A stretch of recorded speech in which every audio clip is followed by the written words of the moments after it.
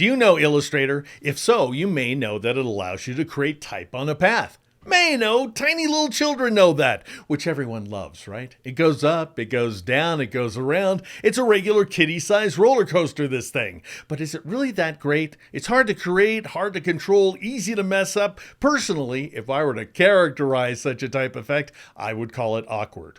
All right, but what's the alternative? A little thing called warp.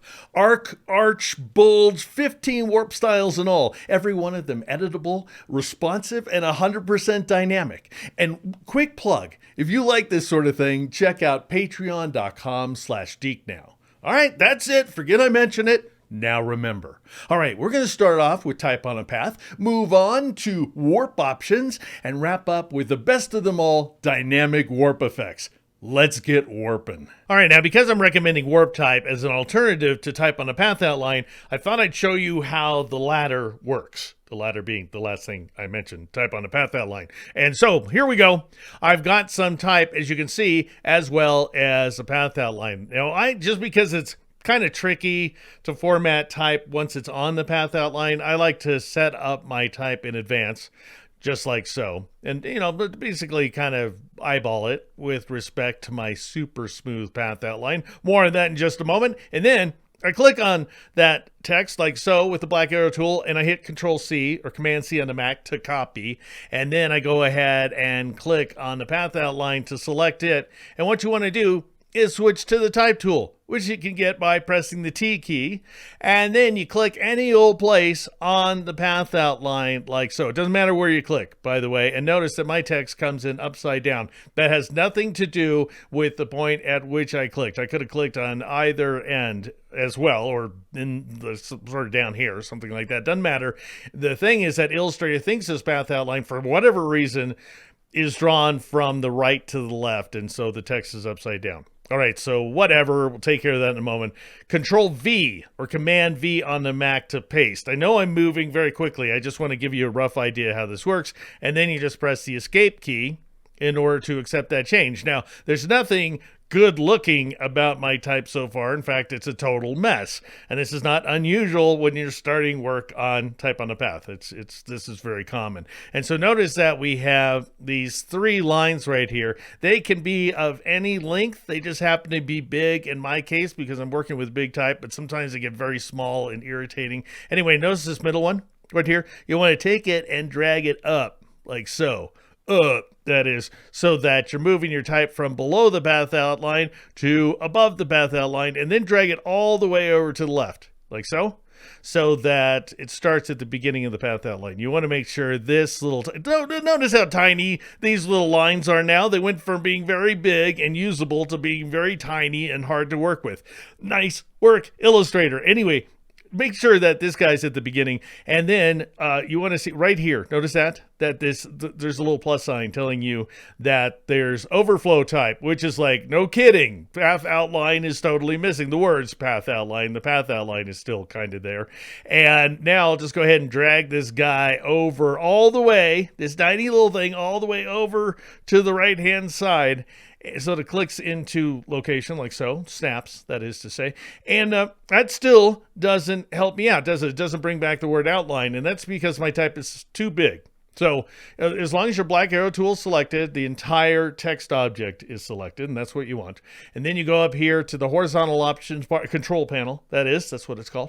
If you're working with the properties panel, you can do that as well. You can change the type size is what we want. And I'm going to click in that little size value and press the down arrow key. That's the 0 key. Press the down arrow key a few times until the word outline comes back, which happens for me at 125 points. Whatever, doesn't really matter. That's going to do it. I'm actually going to take it down to 124, so I have a little wiggle room. All right, now, presumably at this point, you're going to have to do some hand kerning.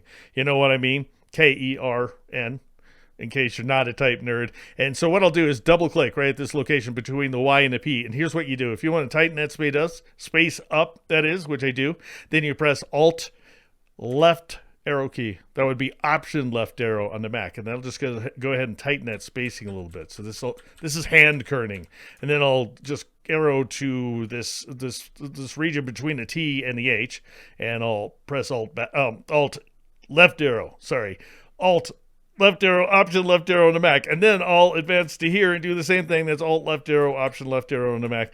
And I'll kern this a little more tightly as well. If you kern things too tightly like so, then you just press Alt right arrow or Option right arrow on the Mac in order to increase the space. And I might take the E in as well. And then I'll press the Escape key to accept those changes. All right, now, another thing you might want to know about, under the type menu, there's this command right here, which brings up the submenu of type on a path options. And so right now we're seeing the rainbow orientation, which means that the letters spread out and then kind of spread more closely together. It basically spreads out in the convex areas and the concave areas. The letters spread they don't spread, they smush together. If you want the text to be upright, then you choose skew instead, and you get this effect, which is quite pleasing. If you want to try out the other options, go to the type menu and choose type on a path, and just don't choose them. You'll just drive yourself insane. Try type on a path options, which brings up this dialog box right here.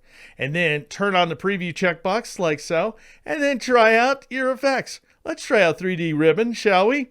Oh, lovely. Oh, but it only gets better. Here's stair step, and oh my goodness, who doesn't love gravity? So good. Cancel. That's just ridiculous. All right, anyway, there's other options that you can play with up there, but that's the main stuff. Now, let's say at this point you think this was a tragic mistake. I want to get my path outline back without this text on it and without all these little doohickeys all over the place to ruin it. I just want my original path outline. I should have duplicated it up front, but I didn't. So what do? Well, you should be able to right click, right, and just say expand this object, or not spell check, that's not going to do any good, but somehow break up the text in the path outline. I've been using this program for eons. If there is such a command, I don't know about it. And if you figure it out, please tell me, because it'll just make my day. Anyway, this is what I know to do. Switch to the white arrow tool, so-called direct selection tool, even though it has a keyboard shortcut of A for arrow. So go ahead and click on that guy. Then click off the text object. Very important. Shouldn't see any selection stuff at all. Now notice that what you want to do is move your text out beyond the text. I'm sorry, that's a cursor. Move your cursor out beyond the text. So not there on the E, because if you click on E, you're going to select the whole darn thing. Someplace where there is no text, and then kind of move your cursor around. Notice right there, I can see a little square with my cursor. Here I can't. Here I can. As soon as you see the square, that means you've located the path outline. Click on it, and that'll select the path independently of the text. Now, so far, I've only selected this one segment. To select the entire path, you move your cursor back over the path outline and press the Alt key or the Option key on the Mac. Notice now our cursor has a plus sign. Click. That'll select the entire path outline. That's all you do. Then you copy it, Control C, Command C on the Mac, right? You could go to the edit menu and choose a copy command if you want to waste a lot of time. Click off the text object now, and then press for paste in front, right? That's what we want. I'll show you this command. It's right there. It's paste in front. You can press Control F or Command F on the Mac instead, and you'll paste the path outline in front of the previous object. Now I'm going to drag it down and pressing the Shift key to constrain the angle of my drag to exactly vertical, because I can't see what I'm doing, right?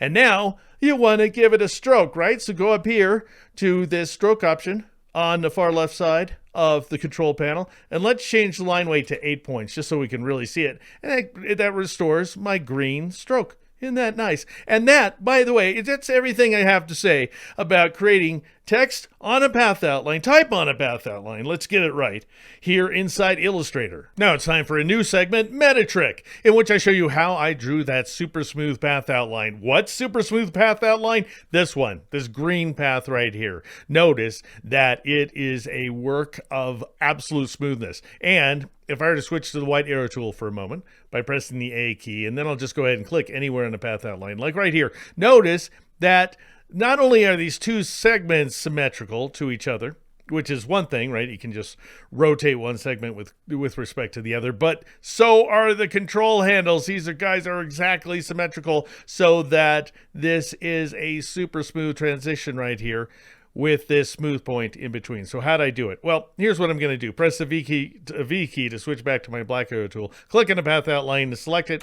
Get rid of it. Just feeling that cavalier. And now I'm going to turn on this guides layer right here, and I'll click on it. Now, can you see that in addition to the center guides, vertical center guide, horizontal center guide, that we have these rectangles, 1, 2, 3, and 4, except that the rectangle number 2 is missing. I'm going to show you how I made that rectangle using the rectangle tool. So you go ahead and grab that tool. I just clicked any old place in order to bring up the rectangle dialog box. And I came up with these options. Doesn't really matter how big your rectangle is, just so that they're all exactly the same size. So I came up with the width of 175, a height of 120 points, by the way. End up with this guy right here. Press the V key to switch back to the black arrow tool. Make sure your bounding box is turned off. So this command right here, there it is, should read show bounding box. If it reads hide bounding box, choose the command to turn the bounding box off. Then you can grab this corner right here and drag it down, the bottom right corner, drag it down so it intersects with the vertical and horizontal center guides. And then you just right click any old place and you choose this command, make guides, and that'll convert it to a guide. And then you would just want to make sure to duplicate that rectangle to the other locations like so. And now I'll show you how to drag the path, draw the path outline, that is. I'll click on the path layer, just so I'm working on the right layers here in the layers panel. And then I'll grab myself the pen tool right there. You can get it by pressing the P key. And so notice that in advance, my path outline, my next stroke that I create will be set to green with a line weight value of 8 points. All right, so now I'll click right here and drag to this location, like so. And then I'll click here and drag. So it's really just a single drag, but drag all the way down to here like that. And notice that everything's exactly where you want it to be. And then you go and drag this guy off like this. And no, that's not where it wants to be, is it? So now you have to press the A key in order to switch back to the white arrow tool. And you drag this guy right here like so. So it snaps into alignment with the corner of that rectangle. Now everybody's good to go, aren't they? And that is how, in case you're curious, you draw a super smooth path. That's one way, at least, here inside Illustrator. Now I'll show you how to apply a basic but powerful warp effect to live editable text using this icon right here, which brings up the warp options dialog box as we're about to see. And so I'm going to start with this text and we're going to turn it into this bendy text. Now don't go comparing this to the actual logo for the Back to the Future movie, because for the original one or any of the other ones, because this isn't meant to exactly replicate that logo. It's meant to harken back to it for educational purposes, don't you know? Anyway, just to set the stage, I'm going to go back to whatever, text on the path right here. And as you may recall, you must recall, the letters expand outward along convex surfaces and they pinch inward along concave surfaces. If that's not the effect you're looking for, you select the text, go up to the type menu, choose type on a path, and switch to this guy right here, skew, which makes the letters appear up and down. The rest of those options, as we reviewed before, are useless. All right, now I'll go back to this text. We'll see that we have those same options where warp is concerned and many, many more. All right, so I'll click on this text to select it with the black arrow tool. This is point text. It emanates from an anchor point right there. It could be text inside of a frame, but it's not. Anyway, notice up here in the control panel, we have that icon right here. If you're not seeing it, you need to go to the window menu and choose control to bring up the control panel. This icon does not appear in the big galumphing properties panel. Not yet, anyway. Anyway, there it is. It should say make envelope, I guess. Click on the down pointing arrowhead. Make sure it's set to make with warp, right? And then click on the icon. I hate when I say all right and stuff like that in movies. I should stop doing that anyway, because whether it's all right with you or not, that's how it's going to work. So bend is set to a positive value. If you want more bend, go with a bigger value. Less bend, go with a lower value. If you want it to bend the other direction, go with a negative value, and so forth. But what I want you to see, I'll go ahead and set it to a positive value here. Notice that the letters bend upward, but they also flare outward like standard text on a path. If you want that straight up and down skew behavior, you go with arch instead. So that's all there is to text on the path. Those are your only good options. Whereas we got flag. Look at flag. And these icons are so representative. They tell a story, but you know the other way to know the story, choose an option. It's not going to hurt you or anything. Make sure the preview checkbox is turned on. If flag's going to wave one direction with a positive bend, the other direction with a negative bend. If you want the letters to kind of like rise on the left-hand side, they're actually going to drop. No, they're going to rise on the left-hand side. That's a rise for you. We're going with the negative value. If you want the left-hand side to drop, you go with a positive value. That's the difference there. Okay.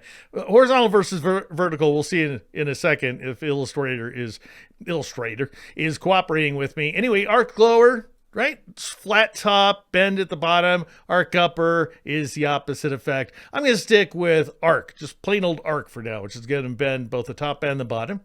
And then I want you to see what happens if we adjust the distortion values, which they both create kind of perspective effects. So if you want the text to be coming out at you on the right-hand side, go with the positive horizontal value. It's coming out on the left-hand side when you apply a negative value. All right, I'll just go ahead and return that to something resembling 0, like -1. That's fine. If you want the letters to kind of decline as they go upward, then you want to go, they kind of like the letters is like bigger at the top too. It's kind of weird. Anyway, vertical value, positive vertical value. If you want the letters to come at you at the top, then a negative vertical value. All right, I'm going to just change both these values to 0 for now. And I'm going to take this guy up to 30. Let's say 30%. And then I'll click OK. I want you to notice what happens over here on the left-hand side of the control panel. Notice as soon as I click OK, we have all these dynamic options up here that you can modify to your heart's content. So for example, I can switch this to arc. If I arch is what I want. If I want to. Now we're looking for an effect like this, where the letters bend along the sides, in which case what I got to do is switch. This is when things frequently break from horizontal to vertical. Let's see if they break. Now, this is a radio button, so only one of them should be selected. I'll click on vertical. Oh, it worked this time. If it doesn't work, just kind of go back and forth until it capitulates with your desires, with your very reasonable request, by the way. And now I'm going to go with a negative bend value of -50%, like so. And thank you for moving this text around, Illustrator. You have no business doing that. And then I'll go to the H value, the distortion H value, and I'll take that down to -20%. What do you want to bet? The text is going to move as well over to the right. No, that's not what you're supposed to do. You're supposed to distort it. You're not supposed to also move it, you crazy program. Anyway, there you go. So I'm just dragging this around to compensate for the mess that Illustrator keeps making of things. I do want to scale the text, right? So, hey, it's too big. So I'm going to scale it vertically, not horizontally. So I'll go ahead and switch to the scale tool, this guy right here. But it has a keyboard shortcut of S for scale. Very kind shortcut. And then I'll press the Enter key in order to bring up the scale dialog box. And I'm looking for non-uniform. You don't have to select it. You just have to change the vertical value to 86%. So horizontal 100%, vertical 86%. Click OK. All right, now, at this point, right here, I'm going to switch back to the black arrow tool, which you can get by pressing the V key. I'm just going to drag this text over a little more. Now, let's say you want to edit the text. You want it to say, instead of past, you want it to say back, of course. Well, you can't. Notice if you get the type tool, it's not really you can't. You can't the way, like by default. Go with the type tool, which you can get by pressing the T key. Notice the cursor. This is very important. Cursors talk to you in Illustrator. And what's happening here is we're seeing a dotted square. The dotted square border around the I-beam cursor. That tells you that you're going to create a new text object if you click. And so there's no way to just select the text. And that's because the text isn't there. So I'll go to the View menu and choose Outline, which you can get. If you don't know this keyboard shortcut, you should. It's Control-Y, Command-Y in a Mac. Toggles back and forth between the outline and preview modes. And so notice, no text. Text is gone. That's because the text is inside of an envelope container. And notice here, envelope warp. Right now, edit envelope is selected. If you want to edit the contents and thereby see the text, select that second icon. There's your text. Now notice the I-beam cursor, it doesn't have a dotted square around it anymore. And that tells you can just go ahead and drag over the P and change it to a B, and drag over the S and T and change them to a C and K. And then you got the word back, in case you're not familiar with that word. All right, now I'm going to go to the View menu and choose Preview. Same keyboard shortcut, Control-Y, Command-Y in a Mac, even though there are no Y's in these words. But anyway, that is very traditional, old-school keyboard shortcut. I'll press the left arrow key. Notice that these letters are spread too far apart. So I'll go ahead and move my cursor between the C and the K. That's what's happening there, the big marker right there. And I'll press Alt, left arrow 3 times in a row. Then move to the next one. If you're working on a Mac, Option, left arrow 3 times in a row. Then move the cursor between the A and the B. Option left arrow, Alt left arrow in order to move them 3 times in a row. By the way, works well. Notice that the B is too far over to the right, so it doesn't align to the T. Well, you can kern that too. So I'll press the left arrow key to move the cursor before the B, and then I'll press Alt left arrow twice. That's going to be Option left arrow on the Mac. I think I've made that clear. All right, so anyway, there's still a problem. Notice that the K goes too far over the E. And so what we're going to have to do is double click high to select, not high, not hello, rather high on the document in order to select the back, the word back. And notice that it's set to some weird type size. It doesn't matter. I'm going to change. I think it's 389 is going to work. Yeah. All right. And then what we want to do is press the escape key in order to accept that change right there. All right, now I want you to notice that we have a problem. No, and it's most obvious down here. Notice the U transitions to the T back to the U, so they're all connected to each other because they're kerned very tight. But notice that the gradients don't line up with each other with beans. That is not what we want. What we want is for the gradient to align with beans. We want it to look beautiful as it does in this case. That is a function of applying not a kind of dynamic effect, which we have so far, but an entirely, absolutely dynamic effect. How does that work? Well, I'll show you. All right, so as promised, now I'm going to show you how to do the exact same thing, except entirely dynamically. And that's going to allow us to take this text. Notice that the U flows into the T, flows into the U entirely continuously, so there's no seams. And we're going to create this effect without any seams either. And it's a lot easier to control. By the way, you don't have the text moving all over the place on you. All right, so here's what you do. Click on the text once again with the black arrow tool in order to select it, and then don't click on this icon. Just if you like that approach, go ahead and do it, but that's not what we're going to do this time. Go to the effect menu instead, and then drop down to warp. Notice these guys right here. Same options, by the way. Choose anything. Doesn't matter. Choose fish. Really doesn't matter because now you'll see that dialog box right here. And you'll be able to switch it to some other effect. Notice that. And I'll just go ahead and click OK. Clearly, that's not the effect I'm looking for. Doesn't matter. It's totally editable. All right. So don't worry. No permanent damage has been done. What you want to do is go to the window menu and choose the appearance command. The appearance command brings up the appearance panel, which is like the layers panel of effects. And you can see right there, warp flag. Click on it. Brings back that dialog box. And now you can switch to arch if you want to, which you do, and then switch to vertical, which will work. By the way, it won't give you any headaches.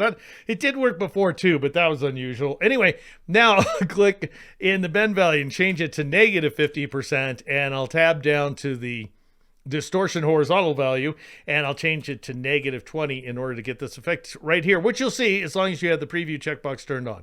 Click OK in order to accept that change. Now, of course, I need to scale the text and move it. I want you to see the U flows into the T, flows into the U. No problems this time around. It's also a better looking gradient. You can confirm that on your own. But anyway, it is much better. Now I want to scale and move the text, and you can do so dynamically. You don't have to use the scale tool like an absolute Neanderthal. You don't have to drag the text around on screen. Instead, you go to the view effect menu. That's what you do. You go to the effect menu, choose distort and transform, and choose this guy right here, the best of the dynamic effects, transform, which allows you, as you can see right here, inside this dialog box, you can scale, you can move, you can rotate the text. Everything's done dynamically. And so I'm going to tab down to the vertical scale value and take it down to 86. 100% for horizontal is fine. And we get this effect. Now, this is not jumping around or anything. It's not making me want to, smack the screen. And then I'll tab to the move horizontal value, and I'll take it down to -50 points like so. Oh my God. And as long as preview is turned on, you can see everything happen. Do I have enough inflection in my voice? I'm not sure. Now I'll click OK. And we end up with this effect here. Oh my goodness. Wait a sec. There's a problem, right? There is. It's not the U going into the T going into U. That's not a problem. Blessedly, that's fantastic. But what we want to do is change the word past to back, right? So switch to the type tool and just select the letter P. It's not going to look right, but it's there, and just change it to a B. You don't have to go into any special wonky modes or anything like that. Just change the text the way you want, then kern those letters together as you did before. Everything else works the same.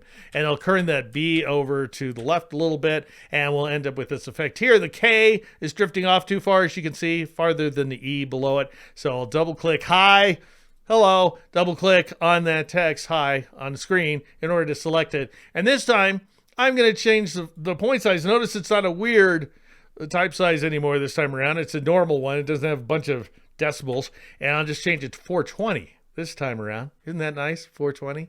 And then I'll press, it's the value right there. And then I'll press the escape key in order to accept that effect. And Bob's your uncle. We're done.